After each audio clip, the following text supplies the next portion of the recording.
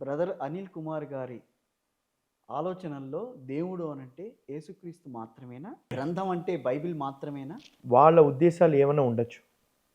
నా విషయంలో దేవుడు ఒక్కడే, సత్య గ్రంథము ఇది ఒక్కటే, జీవ గ్రంథం ఇది ఒక్కటే. ఖురాన్ గ్రంథం కాదా? గ్రంథమే.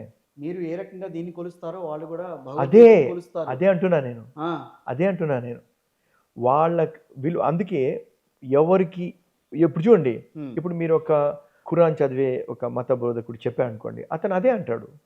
మీరు హిందువుల దగ్గర హిందూ అంటారు, నాకు అన్నారు మీరు, వాళ్ళకు వాళ్ళు నాకు ఇదే అంతే. That's it.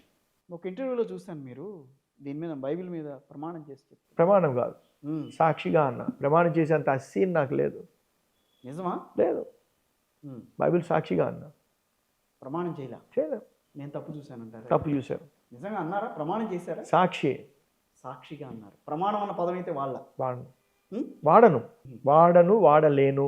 ఎందుకని? ఎందుకంటే అసలు మీరు అంత గ్రంథాన్ని మీరు మాకు బైబిల్ అనేది మేము అంత ఇదిగా చూసుకుంటాం ఉన్నప్పుడు, ఈ మతానికి ఒక హిందువుకి భగవద్గీత ఉంది, ముస్లిమ్స్కి ఖురాన్ ఉన్నప్పుడు దాని మీద బైబిల్ చేసి చేస్తున్నప్పుడు బైబిల్ ఏమంటుందంటే, బైబిల్ చెప్పే మాట దేని మీద ఒట్టేయకు. కరెక్టే. నేను చెప్పే ఒట్టేయకు. ఎస్ అంటే ఎస్, నో అంటే నో.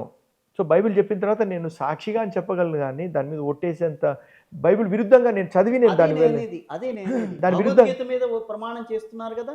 అది వాళ్ళకి తెలియదు. భగవద్గీత ప్రమాణం చేసి నిజమే చెప్తున్నారు వాళ్ళు. సరే, అవి కాంట్రవర్సీ. అదే చెప్తున్నా మరి. ఎందుకంటే విలువ, వాల్యూ, దీని వాల్యూ ఇస్తాను కాబట్టి నేను ఎస్ అంటే ఎస్, నో అంటే. ఎందుకు చెప్తారు భగవద్గీత మీద ప్రమాణం చేస్తారంటే, నేను చెప్పేదంతా నిజమే అని చెప్పి మనిషి మనసులోంచి బయటికి తెప్పించే ప్రయత్నం అది. మరి చెప్పండి, మరి చెప్తున్నారా?